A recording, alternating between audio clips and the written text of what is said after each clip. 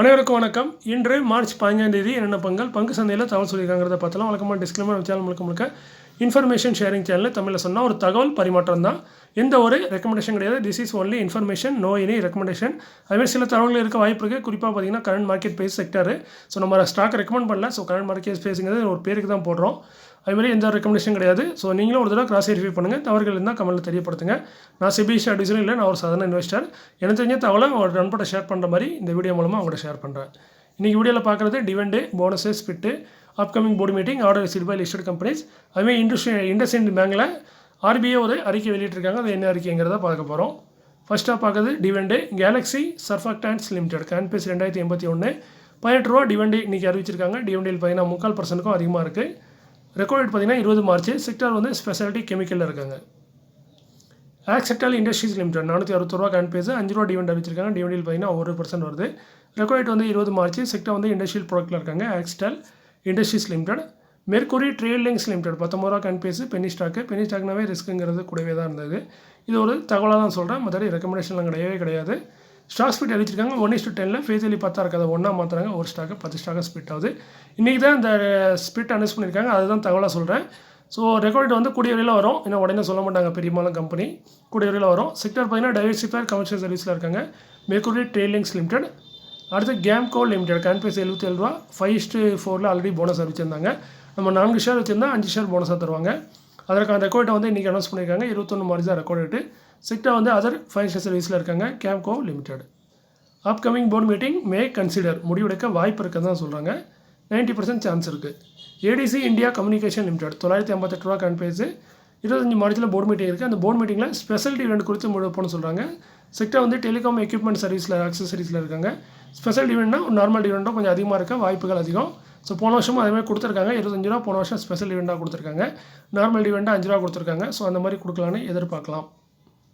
Infosys limited 1579 ரூபா 16-17 ஏப்ரலில் board meeting வச்சுருக்காங்க. முக்கியமாக 17ஆம் தேதி 2வது நாள் தான் டிவிடெண்டே ரிசல்ட்டில் அனௌன்ஸ் பண்ணுவாங்க. ஸோ 17 ஏப்ரலுக்கு பார்த்தீங்கன்னா டிவிடெண்டே ரிசல்ட் அறிவிக்க வாய்ப்பு இருக்குது.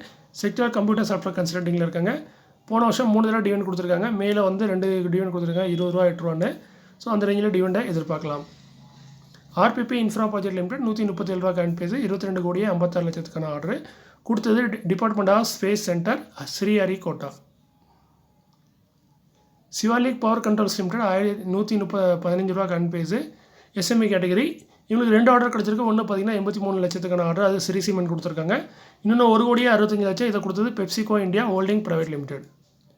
விஎல் இன்ஃப்ரா ப்ராஜெக்ட் லிமிடெட் 43 ரூபா கான்பேஸு 26 கோடியே 37 லட்சத்துக்கான ஆர்டர் கொடுத்தது Gujarat urban development company limited. Yogi limited 107 ரூபா கான்பேஸு 114 கோடியே 7 லட்சத்துக்கான ஆர்டர் கொடுத்தது கம்பெனியன் வின்மை trading private limited. Kranti industries limited 99 ரூபா கான்பேஸு இவங்களுக்கு ஒரு இன்டர்நேஷனல் ஆர்டர் கிடச்சிருக்கு. அது எக்ஸ்போர்ட் ஆர்டர் கொடுத்தது பார்த்திங்கன்னா CGL manufacturing ink INC Canada. அதில் மதிப்புன்னு பார்த்திங்கன்னா டாலரில் யூஎஸ் டாலருக்கு 49,718 யூஎஸ் டாலர்.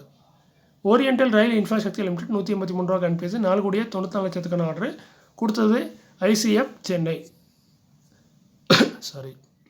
அடுத்து பார்த்தீங்கன்னா கேஇசி இன்டர்நேஷனல் லிமிடெட் 678 ரூபா கான்பேஸு 1267 கோடிக்கான ஆர்டர் கிடச்சிருக்கு. கொடுத்தது நிறைய கம்பெனி. அதில் ஒன் ஆஃப் த கம்பெனி பார்த்தீங்கன்னா grid corporation, power gate corporation of India. அவங்களும் வந்து ஒரு ஆர்டர் கொடுத்துருக்காங்க. மொத்தம் ஆர்டரோட மதிப்பு தான் 1267 கோடி.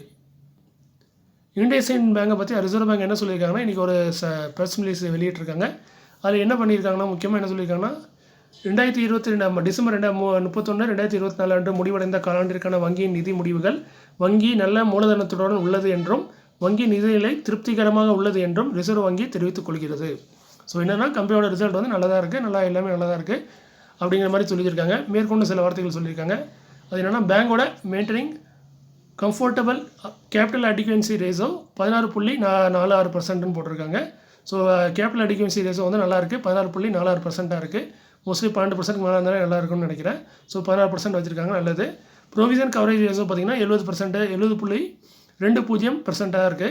ஸோ 70%க்கு மேலே இருக்குது, ஓரளவுக்கு நல்லது. அந்த மாதிரி நல்லா வச்சுருக்காங்க. அதுமாதிரி லிக்விடிட்டி கவரேஜ் ரேஷோ அது பார்த்திங்கன்னா 113% இருக்குது. மார்ச் 9ஆம் தேதி 2025 வரைக்கும் 113%. ஸோ நார்மலாக 100%க்கு மேலே இருக்கிறது நல்லது. ஸோ 113% வச்சுருக்காங்க. ஸோ அந்த வகையில் எல்லா ரேஷியோவுமே ஓரளவுக்கு நல்லதாக இருக்குது. அதனால் நீங்கள் யாரும் கவலைப்பட தேவையில்லை. அதுவும் குறிப்பாக பார்த்தீங்கன்னா வைப்பு தொகையாளர்கள், அதாவது டெபாசிட்டர் நிறைய பேர் வந்து பயந்து பேமெண்ட் எடுத்துட்டு அக்கௌண்ட்லேருந்து பணத்தை எடுக்கிறாங்கன்னு நினைக்கிறேன், பேங்க்லேருந்து. அதுக்காக இந்த ஊக அறிக்கைகளை எதிர்வினை ஆற்ற வேண்டிய அவசியம் இல்லை. வைப்பு தொகை வச்சுருக்கவங்க யூக அறிக்கைக்கெலாம் எதிர்வினை ஆற்ற வேண்டிய தேவையில்லை. வங்கியின் நிதிநிலை நிலையாக உள்ளது மற்றும் ரிசர்வ் பேங்க் வங்கியில் உன்னிப்பாக கண்காணிக்கப்படுகிறது அப்படின்னு சொல்லியிருக்காங்க. நீங்கள் யாரும் பயப்பட வேண்டிய அவசியம் இல்லை. நாங்கள் எல்லாம் கேர்ஃபுல்லாக கவனிச்சு தான் இருக்கோம். நாங்கள் சொன்ன இன்ஸ்ட்ரக்ஷன் மாதிரி அவங்க எல்லா வேலையும் பார்த்துட்ருக்காங்க. ஸோ கம்பெனியோட பேங்கோட நிதிநிலை நல்லா தான் இருக்குது.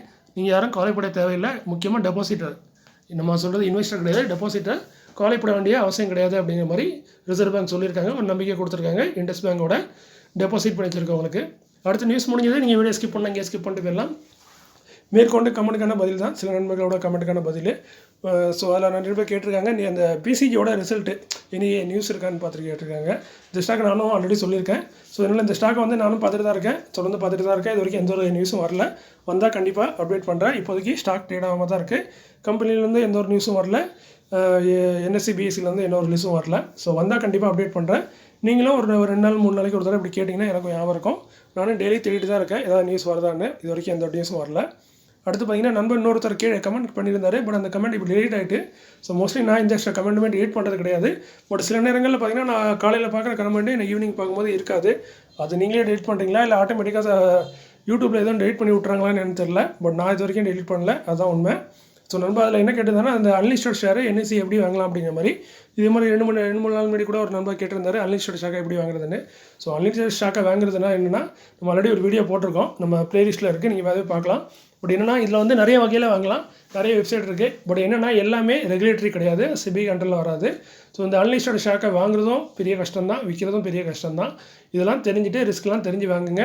சிலர் நீங்கள் பணம் கொடுப்பீங்க, அவங்க ஷேர் தராமல் ஏமாற்றிட்டும் போகலாம். இதில் வந்து நம்ம பெருசாக கமெண்ட் பண்ணி இது பணத்தை வாங்குறது கொஞ்சம் ரிஸ்க்கானது.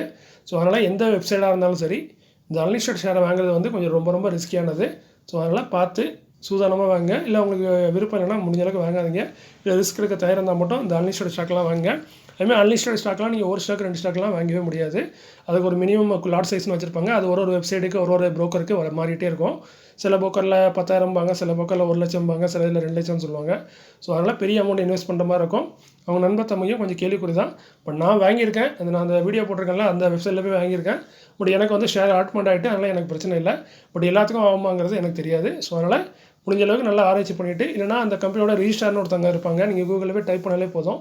எந்த அன்லிஸ்டட் ஷேர் வேணுமோ அதோட ரிஜிஸ்டார்னு டைப் பண்ணிங்கன்னா அவங்க பேர் வரும். அவங்களோட ஆஃபீஸில் போய் அவங்கள்ட்ட பேசி கூட வாங்கலாம். பட் எங்கே இருந்தாலுமே மோசம் போகிறதுக்கு வாய்ப்புகள் கொஞ்சம் அதிகம். ஏன்னா இது வந்து செபி கண்ட்ரோலில் வராது. அதனால் அன்லிஸ்டட் ஸ்டாக்கை நீங்கள் விற்கணும் பார்த்தாலும் உடனே விற்க முடியாது, அதுலேயே ரிஸ்க் இருக்குது. ஸோ அதனால் எல்லாம் தெரிஞ்சுக்கிட்டு வாங்க. அதுமாதிரி ரேட் வந்து வேறுபடும். ஒருத்தங்க சொல்கிற ஒரு ரேட்டு சொல்லுவாங்க, இன்னொருத்தவங்க இன்னொரு ரேட்டு சொல்லுவாங்க. ஏன்னா அது வந்து அன்லிஸ்டடாக இருக்கிறனால அதுக்கு வந்து ஃபிக்ஸடாக ஒரு ப்ரைஸ் இருக்காது. ஸோ அதனால் கொஞ்சம் ரிஸ்கியாக இருக்கும். சில நேரம் அதிகமாக விலை கொடுத்து வாங்க வேண்டிய சூழ்நிலையும் வரும். ஸோ இதனால் தெரிஞ்சுக்கிட்டு வாங்க. நம்ம கேபிட்டல் டாடா கேபிட்டல் பார்த்தீங்கன்னா அது கூட அன்லிஸ்டடில் இருக்குது. ஸோ அது கூட வாங்கலாம். இன்னும் ரிஜிஸ்டர் ஆகல, பட் அது அன்லிஸ்டடில் இருக்குது. பட் அதான் ப்ரைஸ் வந்து மாறிட்டே இருக்கும். அந்த என்எஸ்சிலாம் பார்த்தீங்கன்னா நான் பார்த்த வெப்சைட்டில் 2 லட்சத்துக்கு மேலே தான் நீங்கள் வாங்க முடியும், அது குறைஞ்சி நீங்கள் வாங்க முடியாது. ஸ்டாக்கோட ப்ரைஸ் வந்து எவ்வளோன்னு மறந்துட்டு எனக்கு, பட் மினிமம் குவான்டிட்டியாக 2 லட்சத்துக்கு மேலே தான் வாங்கணும், அது குறைஞ்சி நீங்கள் வாங்க முடியாது. அதனால் ஒரு ஸ்டாக்கு ஒரு லிமிட் வச்சுருக்காங்க, அதெல்லாம் தெரிஞ்சுட்டு வாங்க. பட் ரிஸ்க் இருக்குங்கிறது இருக்குது. உங்கள் பணத்துக்கு ஷேர் கிடைக்குமாங்கிறது கேரண்டி கிடையாது. அடுத்து பார்த்தீங்கன்னா நண்பர் கேட்டிருந்தார் சிடிஎஸ்எல் லிமிட்டை பற்றி சொல்லுங்கள். சிடிஎஸ்எல் பற்றி சொல்லுறதுக்கு ஒன்றும் இல்லை, பிஎஸ்சி சொன்ன மாதிரி தான் நான் வந்து ப்ளஸ் அண்ட் மைனஸ் தான் சொல்கிறேன், முதல்ல ரெக்கமெண்டேஷன்லாம் கிடையாது.